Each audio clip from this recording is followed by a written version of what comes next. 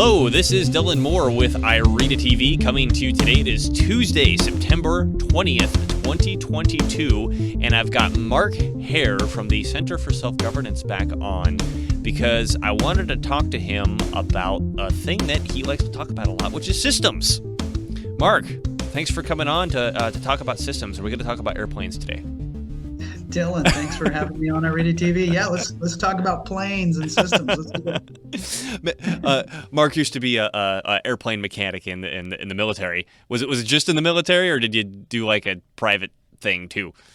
Never worked for Boeing? Okay. Just the military. I had to interact with Lockheed Martin and Boeing people that came in with new systems that we were putting on military aircraft. Got it. But never private. But as someone who is well versed or you worked a lot on systems. Let's just put it that way, right? Lots of training and have experience, but by no means a master mechanic. Definitely experience. Right. I wanted to have you on and have a discussion about when's the time to fix a system and when's the time to just throw the darn thing away, because or just destroy it, because likely anybody listening to this is, I think if we put it lightly, a little bit frustrated with some of the systems that we have in this country right now that don't seem to be working the way that they were originally set out to work.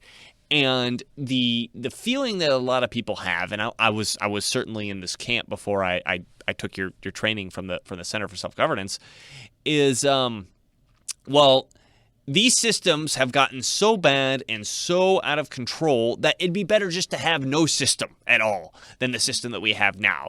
Whether that's the FBI or the Federal Reserve or the educational system or the university system or whatever, government in general, just get rid of it. Right? Things will be better if we just get rid of all that stuff. And that was really my idea, because my logic was the system's hopelessly corrupt. It's damaging more than it's helping. So if a zero would be better than a negative, right? Well, I found out that maybe not in every single case, but in a lot of cases, this thinking actually plays into the people that I think, or at least I thought, I was fighting against. And I wanted to look at the educational system specifically as something that we can dissect and kind of extract to other systems from, because first of all, it's such a hot topic still with I don't know the rate that parents are getting thrown out of school board meetings and trespassed and hit with restraining orders and stuff, but I think that's still pretty fresh in people's minds, and that fight is still going on pretty hard and strong. And I also wanted to pick it because if anybody's ever done a deep dive into the history of the educational system, which at least I believe I did, like you said, I just read some books, some other masters at this thing, right? But my understanding of the history itself of the public educational system is it's a seed of an idea that came from a country that no longer exists called Prussia. And when the Prussians in the early 19th century, who were a very, very militaristic society, got their butt whipped by Napoleon's army at the Battle of Jena, they were, I guess humiliated is probably the right word.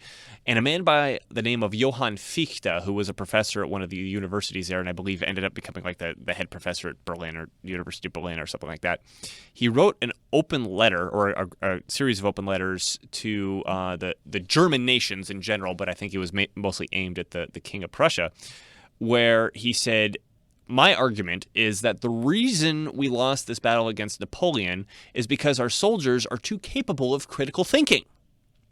They get orders and they think about whether or not they should obey those orders. So my suggestion is that we create a system of universal and compulsory education that teaches kids to be literate in the sense that they're smart enough to read orders, but remove their critical thinking capacity or never develop it. Maybe that's a better way to say it. So they don't question what they are. So we get workers who do the work that we say, and we get soldiers that do this stuff that we say. And furthermore, we need to remove them from the effects of their parents, because if they stick around their parents, they're gonna absorb the culture from the parents as opposed to absorbing the culture that the state wants them to absorb. And this is an educational system that did get created in Prussia. And during this time in Prussia, they also, this extended up to the university system. Prussia, for a while, was the only place on earth that you could get a PhD. PhD was a Prussian educational model, which is now the model everywhere. Well, I don't know about everywhere, but almost everywhere. And in the early 1850s, a man by the name of Horace Mann, who became the governor of Massachusetts, was the first American to get a Prussian PhD. So he went over there. He went to university, and he got to see in action this educational system. And it was through his we'll say tutelage that the first universal compulsory educational system in the United States got introduced to the state of Massachusetts in the 1850s. And from there, it's history where it spread out, and that's the system that we have today, which I said, like I mentioned, it's fundamentally a system that's designed to make students literate enough, literate enough to read orders and too stupid to question them, right?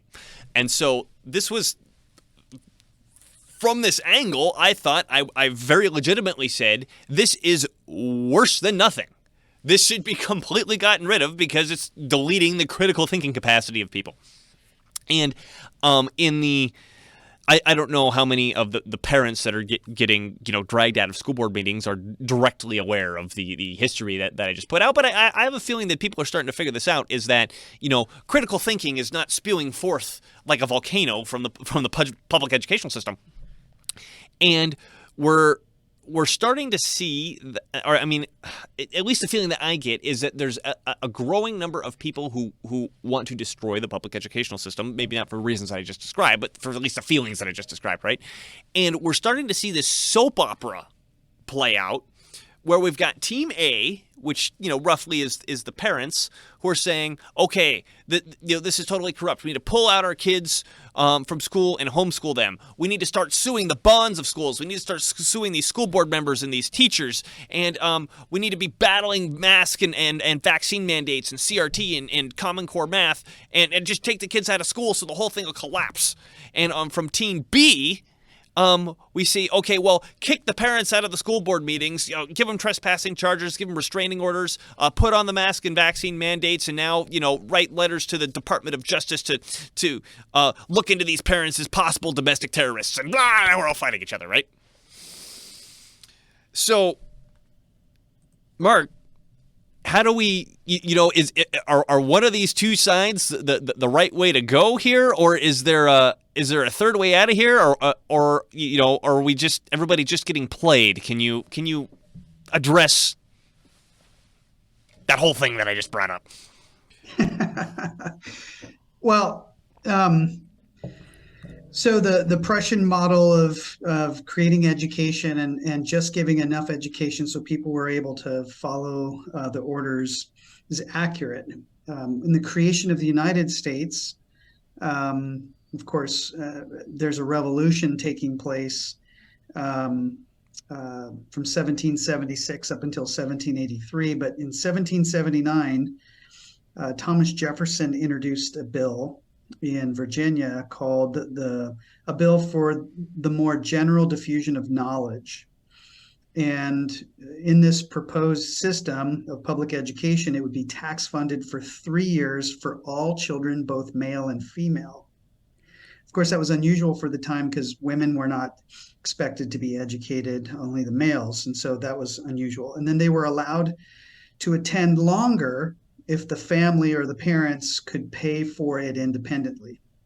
And in describing the purpose of this version of public education, it was based on the concept that to give every citizen this information he needs to understand his duties to his neighbors and country and to know his rights. as his description of the role of education. It's a little And different so from the Prussian model just described. it is, and this is what I'm talking about in Yeah. terms of what is the role of public education. There is the Prussian model, and then there's this idea that was introduced by Jefferson at the beginning or the founding of the United States. And then with the advent of the Massachusetts version of public education that you described, you have these two competing philosophies about public education. So we bring it to 2022. And ultimately, I think we can summarize this challenge into one statement. Who is the primary stakeholder in a child's upbringing? Mm-hmm. And so, is it the state of Prussia? Is it the philosophy of Thomas Jefferson? Is it the state of Massachusetts? I mean, but now we bring it to today, and we can see this struggle to answer this question kind of bearing out. Should we make a state system of public education that's just training them to understand orders like Common Core, diversity, equity, inclusion, comprehensive sex education, social emotional learning, etc.? Or do we have a different model where the parents are the primary stakeholders in the child's upbringing, and that they choose what their children learn, the values, the traditions, that kind of stuff? What is the proper role between the two? And so you can see that conflict between the Prussian model and the Jeffersonian idea bearing out in 21st century America. So do we burn down the system? Well, let's talk about our education systems in our states. Mm-hmm. And so, for example, you live in the state of Washington, so we'll use Washington State as an example. Washington State's education system is governed by the state legislature. And the Constitution of Washington gives that authority to the state legislature. So we elect our representatives and we send them to the state capital. In this case, Washington is Olympia. Those representatives then make decisions about the education system in Washington. So what is Washington State's education system comprised of? It's comprised of homeschool systems, private school systems, charter school systems, and public school systems. So right there, you're coming out saying that the state law says we have jurisdiction over the homeschool systems.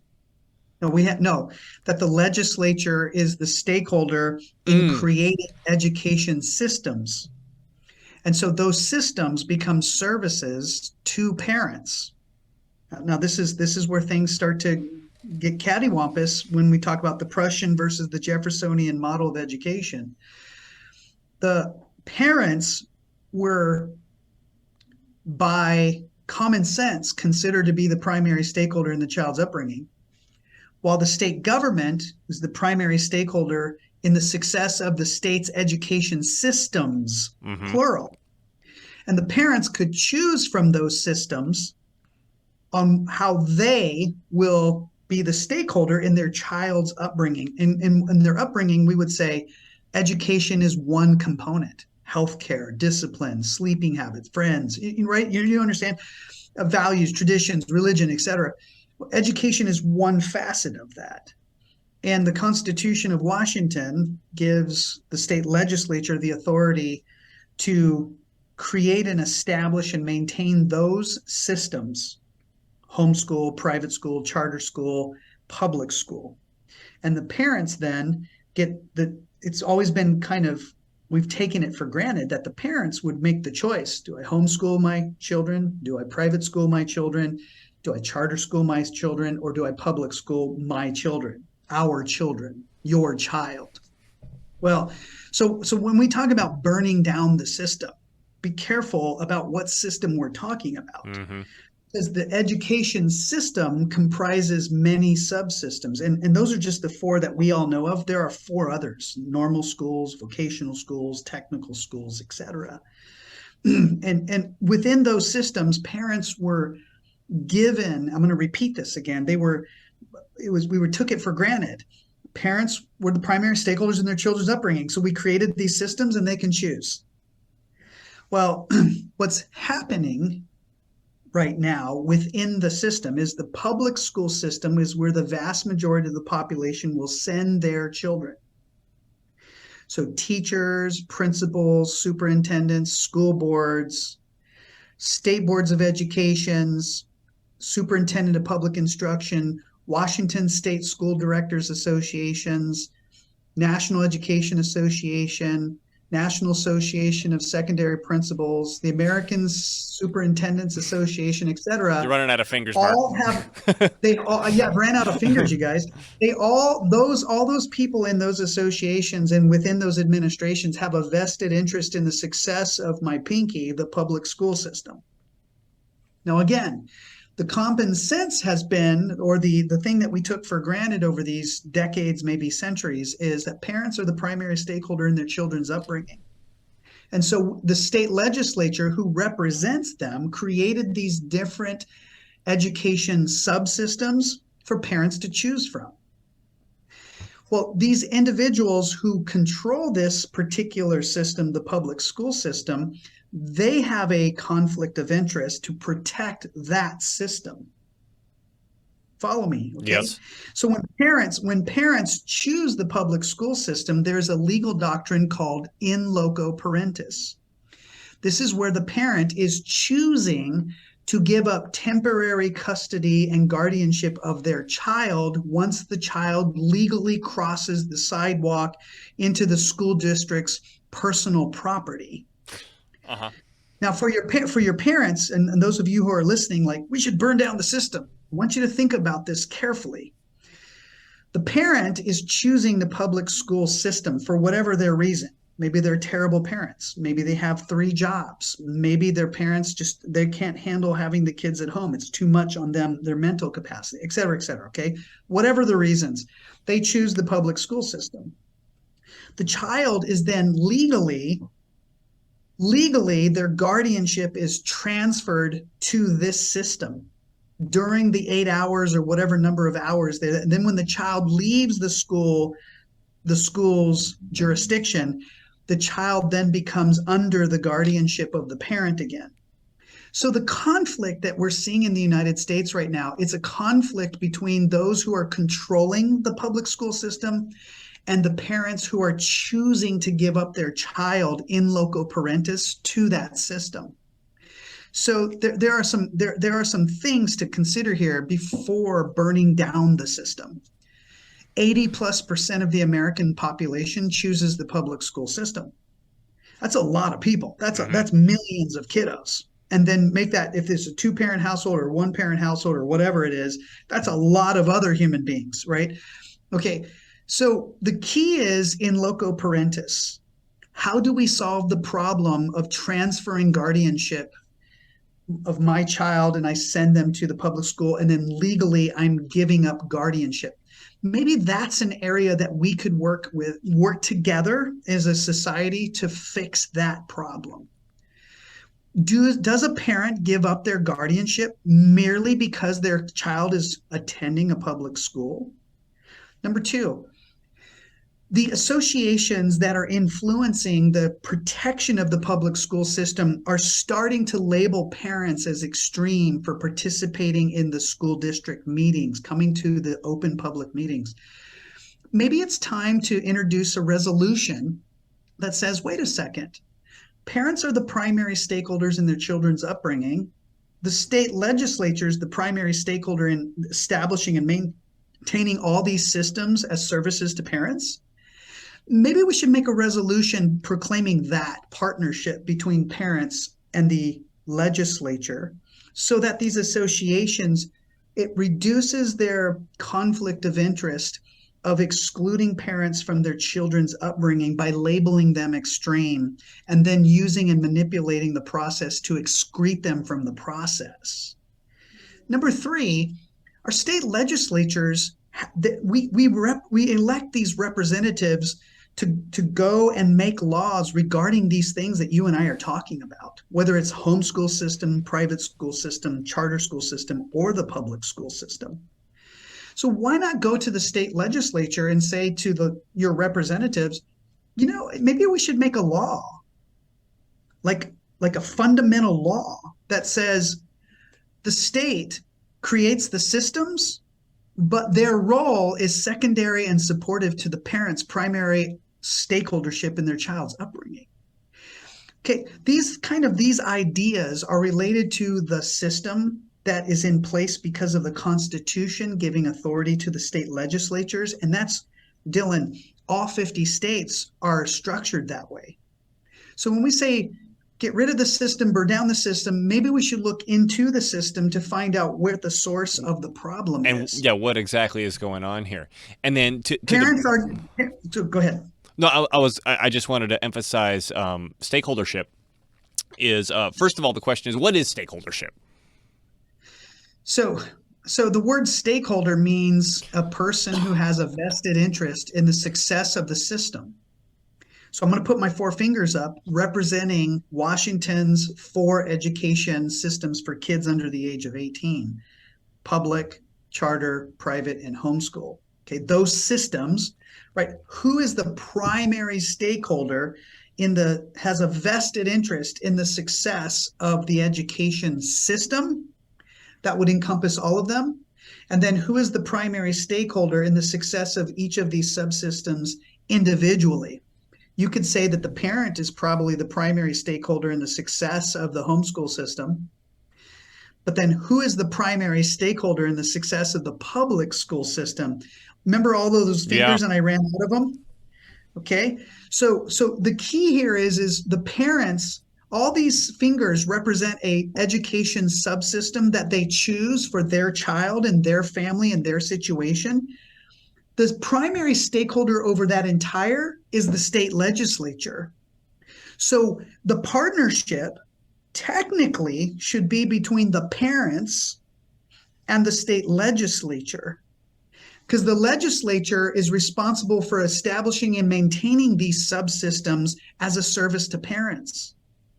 So this system right here is the one that's created these associations, and they're the ones going to lobby your state representatives to label you extreme, to label you incapable, to label you irresponsible, and to paint the picture that they should become the primary stakeholder in children's upbringing.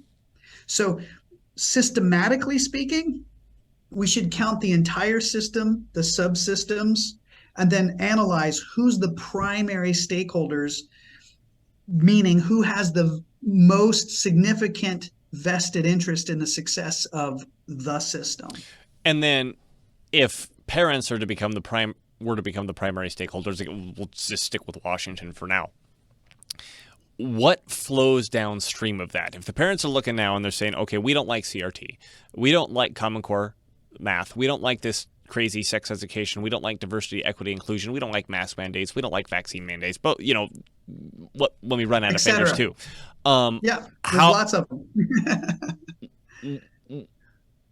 How can parents differently address those once they were to become primary stakeholders in their children's upbringing?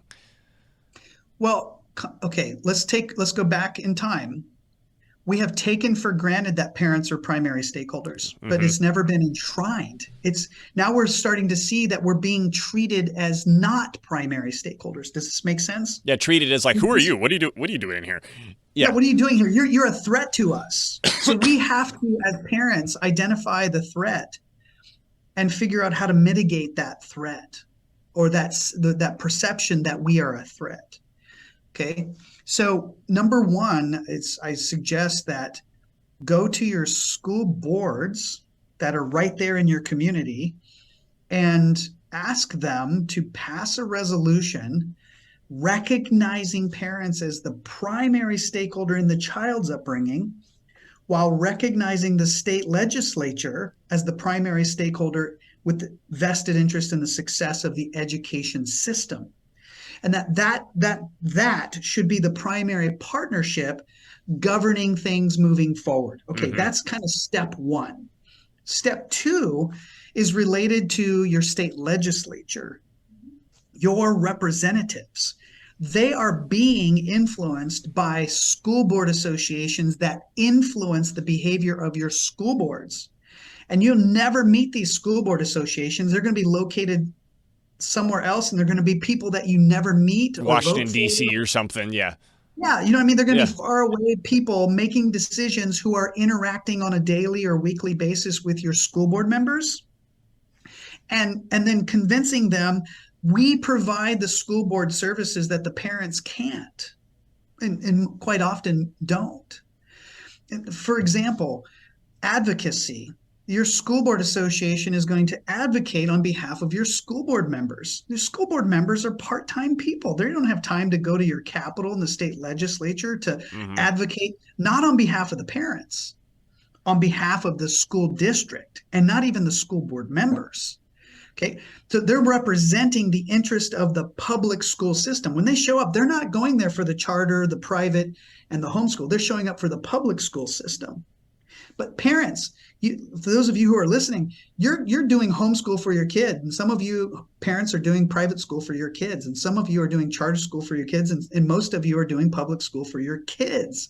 The key is that the school board association is going to the legislature to advocate on behalf of that school board. So if you want to make a systemic change that's downstream from parents are the primary stakeholders, then go to your school boards and ask them to pass a resolution just recognizing this concept in the first place. Number two, go to your state legislature as parents, build relationships with your state representatives, and ask them to pass a law enshrining parents are the primary stakeholders in their children's upbringing. Now, these two acts open up the Pandora's box for further downstream actions. So your school boards have a ton of authority. They can create commissions and committees made up of individuals and groups. Most of these commissions are made up of business owners and teachers and people who have a vested interest in that public school system. Well, wait a second. Where are the parents on these commissions and these committees, like curriculum committees? I'll give you an example. For example, where I'm at, we're verifying all of the details, but I'll give you generalities. Turns out that a letter went out to parents basically saying, hey, this is an all-inclusive school, and now boys can use girls' bathrooms and vice versa. And so parents, there are parents who are very upset and now are in the process of pulling their children out of the pinky. They're pulling them out of the public school system.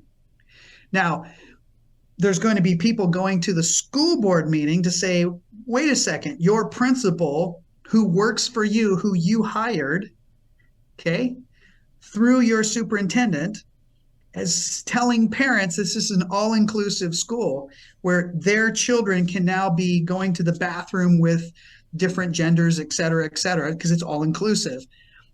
Parents have to interact with their school to say, listen, the reason this is happening is because you don't see us as the primary stakeholder in our children's upbringing. We're being excluded because your culture does not see us. You can't hear us, you can't see us, and culturally speaking, in your world, we're not primary stakeholders. Please pass this resolution and then convert it to policy. State legislature, make this law, enshrine this in the law. Otherwise, they can cite and trespass parents because the school district's the school district's property is personal. It's not public property. It's owned by a legal person called the school district. So the legislature and the school boards are really two places for people to interact with if they want to make systemic change before burning it down or before saying, let's just let it collapse. Because on the other side of collapse in any society is a lot of physical violence. And that's because of fear and the perception and of the loss of status quo. And so we got to be very clear about our intentions. Are you prepared to burn down the system and accept the consequence that comes with that? Who would benefit? It's a very heavy consequence. If the public educational system got, not literally, but figuratively burned down? Who would benefit? Who would benefit? People who are trying to overthrow the United States of America. I knew the answer to that. No, well, practically speaking, you could say, well, parents would benefit. Well, wait a second. 80+% of the population uses the public school system. So it's kind of like the Great Reset in COVID-19. Are we willing to accept the consequence of the violence that follows from parents who absolutely will lose, like mentally, lose? Like, think about what happened during COVID when kids had to stay at home and parents lost jobs. Suicides increased, drug addiction increased, and mental health conditions increased. So those are consequences of so-called COVID lockdown Right, reset stuff. right. And what are you going to do with all these kids? I mean, this goes back to the beginning of what I was saying is, we got the system here. What whether or not it's good or bad, just hold that for a second, is that it's still doing something. And if you were to remove it, there's going to be this tsunami of consequence of removing it. Are you prepared for that tsunami of consequence? This isn't a thing to say, hey, you should keep your kids in public school because you thought, you were thinking homeschool is a good idea. Well, don't do that because Dylan's making, no, I'm not saying that, right? I mean, I don't plan on having my kids go to public school either. But if the system gets destroyed, there's some people sitting around waiting for that to happen. And in fact, yes. Sorry. Speaking of COVID, recovering from COVID, I'm going to give it to Mark through this microphone. Oh. Wait! I've got my mask. My mask. Oh, my mask he's completely safe. The mask works. Yeah, the mask totally works. He's safe. So never mind. What was I saying? Destroying the system and who benefits? Yeah. So if the system gets destroyed and there's this tsunami of consequence and there's this, I think a better way to put it is there's a tsunami of chaos, that benefits someone who's sitting around waiting to replace that system with something worse, or a group of someone's waiting to replace the system with something worse. Can you tell us about the system that might be worse? So that's a really good point. As we are struggling as a nation culturally across all 50 states, not just Washington State, these same things are happening in other states.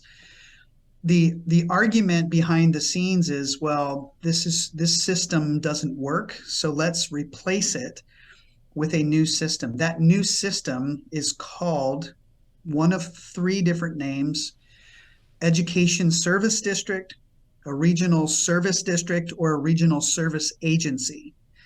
These three types or three names describe a new type of education system.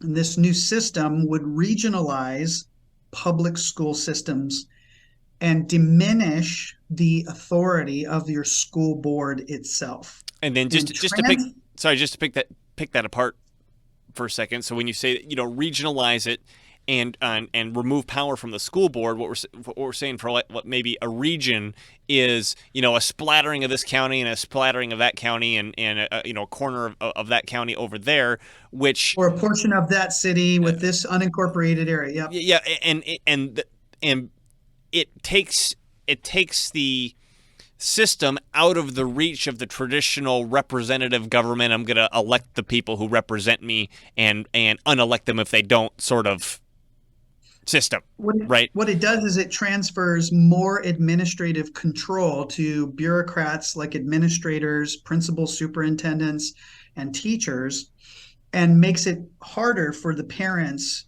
to make systemic changes like we're discussing.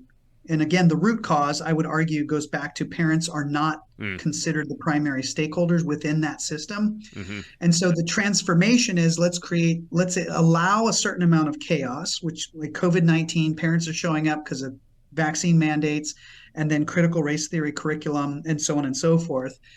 So now parents are pulling their kids out of schools in Washington State, for example, in record numbers. Like we're talking almost 100,000 have been pulled out in the last 7 to 8 months. That's a lot of people withdrawing from the public school system, which means they have to choose between the charter, the private, and the homeschool, okay? Well, with that being said, the people who are vested interest here, the administrators, the principals, and the teachers, are organized through their associations to pressure the school board members to transfer some of their controls to these regional education entities. For example, in Washington State this year, the state legislature was convinced by the School Board Association, not the parents, to allow that association to choose the superintendents of the education service districts. So which we already have. They already exist in Washington State. The education service districts existed, but primarily as a consulting of multiple school boards and school districts. The Washington School Directors Association was providing consulting specifically to school board members. Then together, they went to the state legislature and said, hey, let this association choose the superintendents rather than the school boards choose the superintendents. So one more piece of power getting thrown over to the bureaucratic association thing that nobody even knows exists versus the traditional, we elected these people to represent us, and those elected people are the ones who choose the superintendent or whatever, right? Which brings us back to the original source of the problem, and that is, culturally speaking, within the public school system, the pinky here, okay, the people that are there, teachers, association, administrators, principals, et cetera, the association members, the education service district employees, in their world, culturally, parents are not the primary stakeholder in a child's upbringing. They're not even close. And more, they see themselves and their associations as the primary stakeholder in a child's upbringing. So to be successful at this game, we have to go specifically to the heart of the problem, and that is we really need to work on making parents culturally, politically, economically, and socially the primary stakeholders in their children's upbringing in a partnership with the traditional legislature at the state level, not the school board or the administrators or et cetera, at the state legislative level, and then subsequently with our school boards, pushing that up and down between those two legislative bodies, between your school board members and your elected representatives, and from your elected representatives down to your school boards. All the administrators and bureaucrats are training them, grooming them to believe that parents are not the primary stakeholders in their children's upbringing. Well, and then just to point this out, if I had it at my fingertips, I'd pull it up.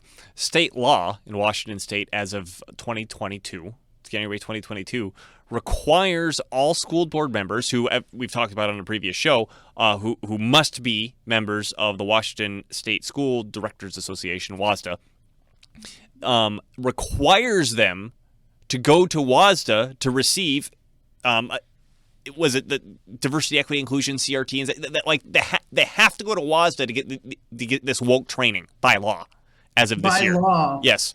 By law, all school board members in the state of Washington, for example, have to receive their governance training from the Washington State School Directors Association by law. So they have to follow the law. We're not a society of lawbreakers. So we follow the law. The law says, school board members, you must receive your training, governance training in cultural competency. Oh my God. And diversity, equity, inclusion training from the Washington State School Directors Association, which now by law has the authority to select the superintendents of these nebulous regional entities called education service districts. Which the moment only consult, which, I mean, that's its own thing, and it's not that that's nothing, but the potential down current of this is to make those the actual systems which govern public schooling as opposed to the public schooling system that we have now. Yes, you're in the process of, through attrition of chaos and problems and advocacy, the administrative state is convincing the legislative state to transfer their control to the regional jurisdiction, which in fact reduces the parental influence scale in favor of the administrative state. So it's incumbent upon parents to understand how the system works, what the subsystems are, what their choices are, and then who their partner should be in this struggle. And I would recommend highly, go to your school board's legislative body, pass a resolution recognizing parents as the primary stakeholder in their child's upbringing in a partnership with the school board itself.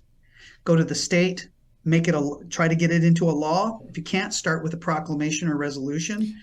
And then Which eventually, we've interviewed the representative of North Dakota who did that last year, the year yes, before. Yes. that's right. Representative Cole Christensen, only state in the nation to unanimously in both state legislative chambers pass a resolution recognizing parents as the primary stakeholder in the child's upbringing. Listen, I get it. My next door neighbor is a stakeholder in my child's upbringing. They don't want my child coming over there and breaking in their house and stealing stuff or shooting their dogs, right? So they're a Right. stakeholder, but they're not the primary. The community that has the businesses, right? The mercantiles and the gas stations, they want to hire our kids, so they want to make sure that they're well educated. They're not dummies, you know what I mean? I get that. They're stakeholders, but they're not the primary stakeholder in the child's upbringing. They're not paying for that child's food and heat and sleeping and spending the time and educating them, eating dinner with them. Not all parents do that. But the vast majority of parents in the United States do have a vested interest in the success of their child, while the state has a vested interest in the success of the system. And the problem is right here with the pinky, and that is the public school system and all the people who work for it. They've been dealing with a lot of parents who don't care about their kids. They deal with a lot of the parents, but that's not the vast majority of the American population. Okay? Lots of parents are active in their children's upbringing and want to be. And I think as a society, culturally, we need to encourage positive, good, healthy parenthood. One thing that's to leave your listeners with, and that is the difference between parenthood and parental rights. That's interesting. Parental rights end at whenever the state says they end. So at 18, your child becomes an adult. Maybe 16, they can get a vaccine without your permission. Or 14, they can go through transgender transitioning without your knowledge. And at age 12, they can be taught about sex and handed out condoms. Parental rights then become defined at the government level. But ask yourself this question: when does your motherhood end? And the mothers that I talk with around the United States, anecdotally speaking, okay, they tell me never. So we have this disconnect between the systems and the overarching umbrella between the legislature and the parents who see themselves as being primary stakeholders in their children's upbringing. But this particular pinky, the public school system, and all of the people associated with that are convincing the government, particularly the state legislature, that parents are not the primary stakeholder in their children's upbringing. So we have a lot of work to do. It's possible if we start to focus on the legislative body, changing the culture with our words, and then demonstrate it through application. We have to be parents who demonstrate that we are the primary stakeholder in our children's upbringing. And we have to argue for policy, law, and I suggest in the next 5 to 10 years, a constitutional amendment that enshrines that parents are the primary stakeholder in their children's upbringing and enshrines that the legislature is the primary stakeholder in the success of the state's entire education system. Hell yeah. Let's go, people. Yeah, put on our war paint. Let's go. Well, and then, I want to bring something else up here, too. And this is something I learned from the CSG trainings, is how we're played off with our emotions. Because, I described the soap opera situation where, you got Team A and Team B, the parents and the school system apparatus coming together and fighting each other. And, you've got this beautiful metaphor where if you put black ants and red ants in a jar and you just leave them there, they get along fine. But if you shake the jar, the black ants and the red ants start fighting each other, even though it wasn't the black ants or the red ants that shook the jar. It was a person like me who shook the jar. And this we could apply this metaphor to the soap opera drama that I described at the beginning of the show, which is, you got Team A, which is the parents who that they're all upset about what's going on, and they come to these school boards meetings, jumping up and down, hopping mad. And then you've got the school apparatus who's saying, okay, well, we need to do all this stuff because we're getting all this direction from these various associations, and they're really, really butting heads. And I mean, for example, the situation that which was very, very unfortunate that we saw not that long ago, where, some guy's daughter got raped in a bathroom by a transgendered, I mean, it sounds to me like he's just a cross-dresser, but he gets raped in the bathroom. He shows up to the school board meeting all upset, and he gets arrested and dragged out. And bloodied up and like treated like as though he was a criminal, but he was showing up on behalf of his daughter, who had allegedly been raped, but the hospital did a rape kit and it proved that she was, so it's no longer an allegedly.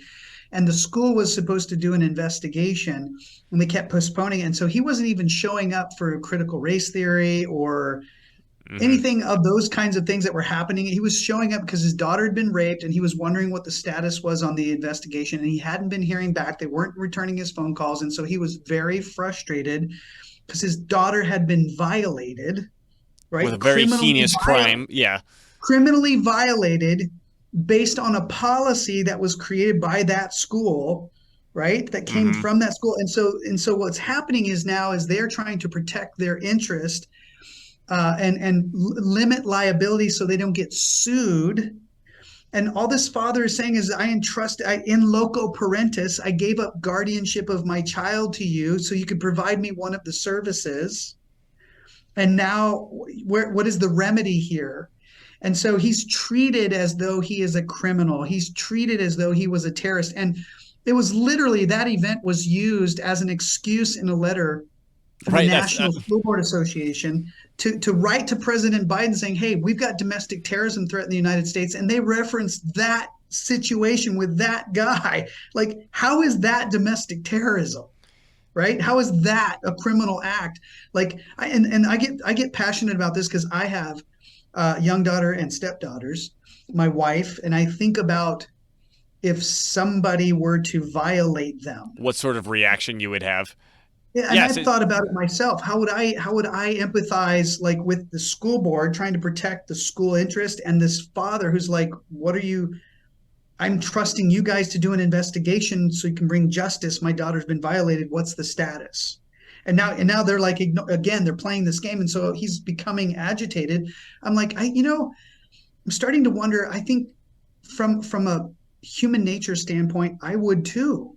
Like, for example, knowing you, if I knew somebody had violated you, not talking about rape, but just like hurt you or damaged you, I'd be like, what happened here? What happened to Dylan? Can you give us some and if they were manipulating and trying to protect themselves and not come to a justice equal, result, how would I handle that? You know what I mean?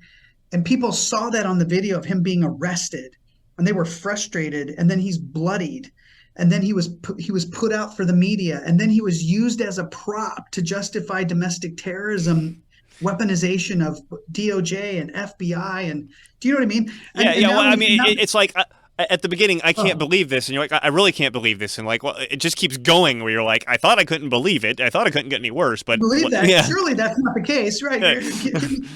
Though now and yesterday, last night, breaking news, which is a bombshell, an FBI whistleblower came out and said that the FBI is actually using the system to conflate domestic violent extremism cases. So not only with parents, but also with the January 6th election integrity protesters, literally manipulating the system to make it look like there's a problem, a domestic violent extremism problem. So when you cite and trespass parents, it's not because they are, it's the data. It's the data that those parents, so you can say, see, we had a domestic violent extremist, we had to cite and trespass them. We need more resources. We need more domestic terrorism. We need more regional crime centers. We really need to push parents out of the process. And so on and so forth. It's quite disconcerting. Well, and then maybe he wasn't the best example because this isn't the CRT mass mandate stuff that we've been talking about. But if we look at it where the parents come in because they're upset about that who's shaking this jar to get these two things to fight? So the FBI and the Department of Justice could say, okay, well here's what we needed to say that all these domestic terrorists are here, so therefore erode these liberties and get this new bureaucracy and move this over to regional government and all the stuff we've been talking about before. How is it that we're played off on our emotions so well that we do something that we we feel is righteous, but we're just walking into our own trap. So this is a new legal doctrine called the Honeypot Gaslight Doctrine. And what this is, when you think about in years gone by, it's not right for a law enforcement officer to entrap you. Right. In other words, set you up for a crime, right? But under the national security apparatus, it's a new concept. To protect the national security, it's okay for us to entrap you, to set you up for failure, because it's in the best interest of the national security. Right. And that's where the disconnect now between this gentleman from Loudoun County who was arrested for showing up not for CRT, and parents who also showed up for CRT, but both are being arrested, cited, trespassed. It's the same pig, different lipstick. Mm-hmm. Those individual incidences then become a funnel into a data point to say, we have a problem. Houston, we have a problem. That's where the manipulation takes place, and why it's so important for parents to understand your relationship with your congressmen, your state legislators, your school board members is so critically important in protecting you from these new, what appear to be outlandish legal doctrines, where now citizens of the United States can be considered a national security threat, and it justifies setting them up for failure, and then using that as an excuse to create data points for changing the system at some other level of government. So basically, we set up the honeypot. You know, maybe we'll even get the FBI to provide the weapons and give them the ideas. Set up the honeypot. They show up and they go, "Oh my God!" Literally, they would create the bombs and give it to the so-called perpetrator and encourage them to go set it off. And then they go, "Oh my God! Look, we got all these guys with these bombs walking around. We need more big money and power and gun. Give it a, yeah." Yes. And this is why the administrative state needs a introspection and a check and a balance on the current culture, because it's literally starting to ratchet to the point where parents are domestic terrorists, people protesting election integrity are domestic terrorists, people protesting land policies are domestic terrorists, people protesting the border policies are terrorists. Well, I mean, if as we talked about before, we look at the law. If you appear to intend to intimidate a civilian population or a government, that's 3 levels of subjectivity. You could be labeled as a domestic terrorist, right? That's correct. So that's literally anybody at any time. And then that legal doctrine of honeypot gaslight then becomes okay. That's the way we deal with it. Yeah. That's the way we deal with it, because they're radical, they're extreme. So let's set them up for failure anyway, because it's better that we radicalize them than say Al Qaeda or Russia or China radicalizes them. But there's a huge problem here. When the national security apparatus is now used to target its own citizens as threats to the national security, that you start to go backwards in time and look at history. That's how King George and Parliament were looking at the colonialists who were trying to say, "Hey, we want some changes around here." Yeah, we need change. They were petitioning for redress of grievance until the point that they were now using the government as a weapon against their own people. We are dangerously close to that precipice where government is becoming a weapon against its own people in the name of the greater good. Yeah, but the greater good of, we're not sure who, because it's obviously not the people. But semantics aside, the point I wanted to make is that when you're acting on your immediate emotions, say, okay, I see this guy get bloodied on TV. I'm frustrated. I look over here. I see that they're teaching CRT and they're not listening to me. I'm going to go in and jump up and down and hop up and down and holler at the school board meeting. The question you have to ask yourself is, what did that accomplish? What's your goal? Did it get you anywhere closer to that goal? And then the second question is, what are the problems that could have caused? Well, first, you didn't get anywhere near your goal. You didn't convince the school board to do anything, right? And second, you just became the data point, like you just said, to the honeypot gaslight. You just became the data point for the honeypot gaslighting. So let's go into training on how to do this. So I was holding this until the end. Because you kept mentioning, well, why don't you just pass a resolution for making parents the primary stakeholders? Like, well, how do you do that, Mark? Mark, tell us, how do you learn how to do that? Well, so our organization is called the Center for Self-Governance because for me, this journey began in the halls of the Tennessee State Legislature. I had been invited to a meeting with the Speaker of the House. I was a protester. I was an activist back in 2009, and I was new to politics. I saw political problems, and I didn't know what to do about it. But I had been doing it for about a year up until that point, and I started to recognize a trend. And the trend was the activists would show up yelling and screaming and angry, and they were trying to build relationships, but they were getting manipulated or they were getting labeled. And so their influence was declining. And I didn't want to become that person. And so I was reading all kinds of things, and I kept stumbling on this phrase, self-governance. And I was like, am I doing it? And I would watch other people. Are they doing it? I would look for patterns. I was looking in history. What is it? How do I do it? Is there anybody doing it? Am I doing it? Am I doing it wrong? I don't know. You know what I mean? Yep.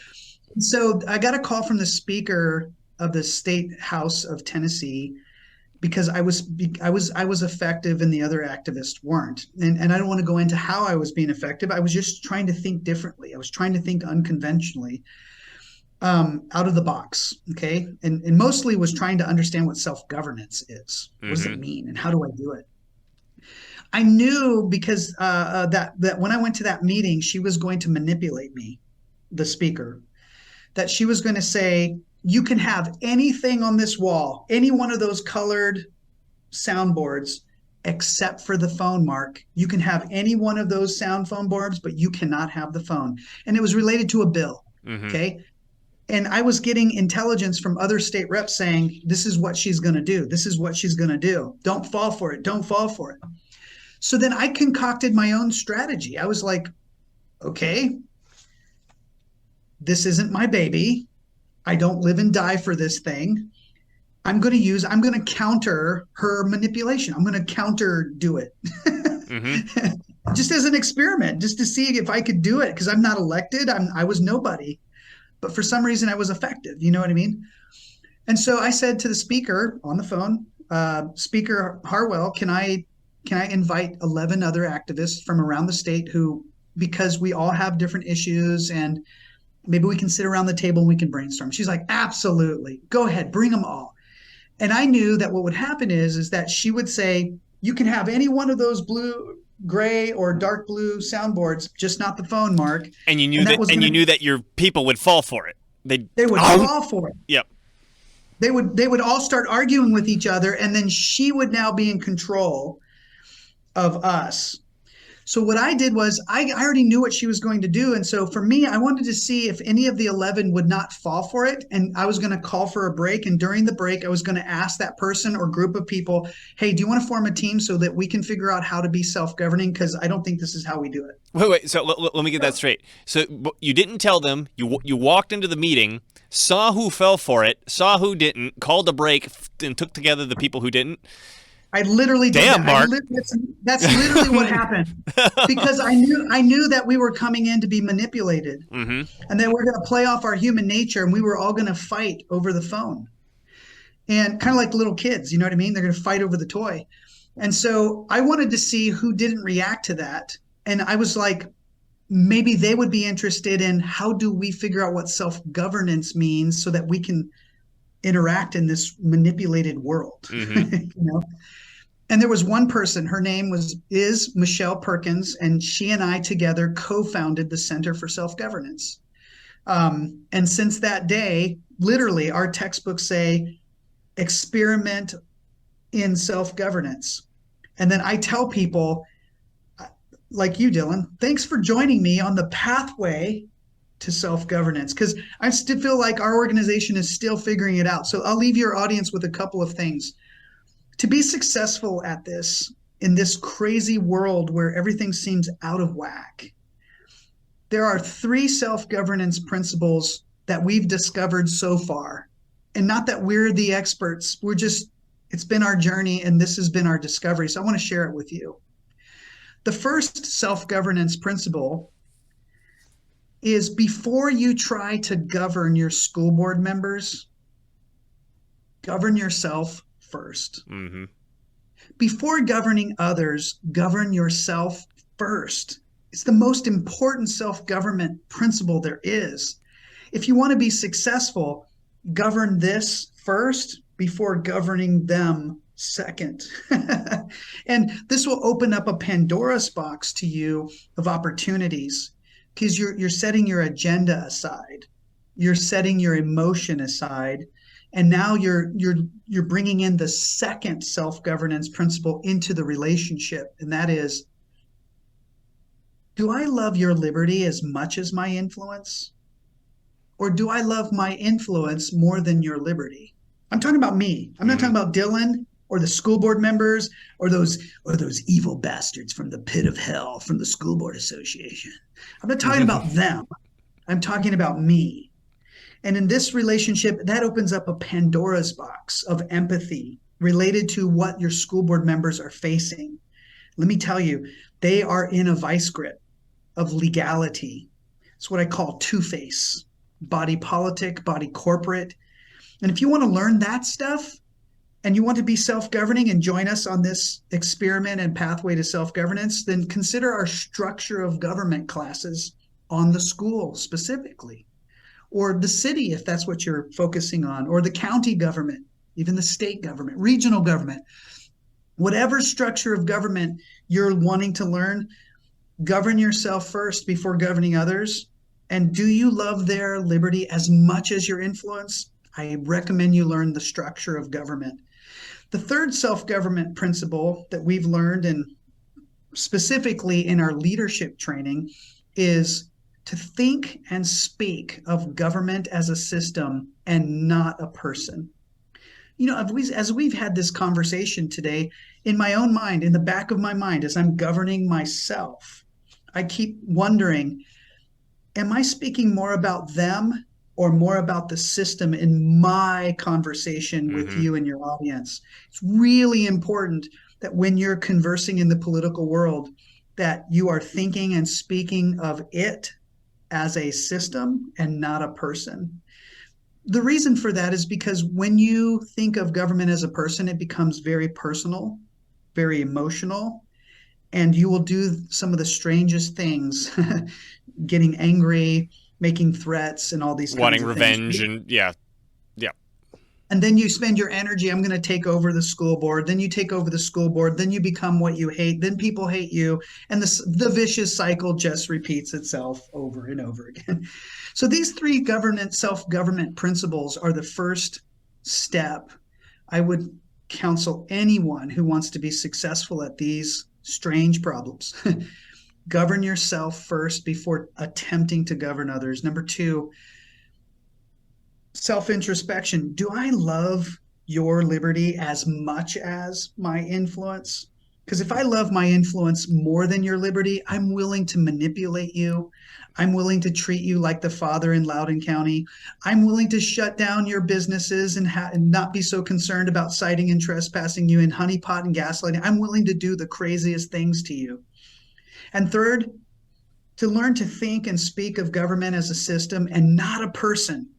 That helps you as a parent who is concerned about your child's future navigate the system not emotionally and not emotionally charged, but with logic about how the system works, so that we can make fundamental systemic changes by introducing parents of the primary stakeholders resolution or parents of the primary which stakeholder has happened law. in several counties and in the state of Washington, or as several well as school the boards state in the state of legislature. Washington. Yeah.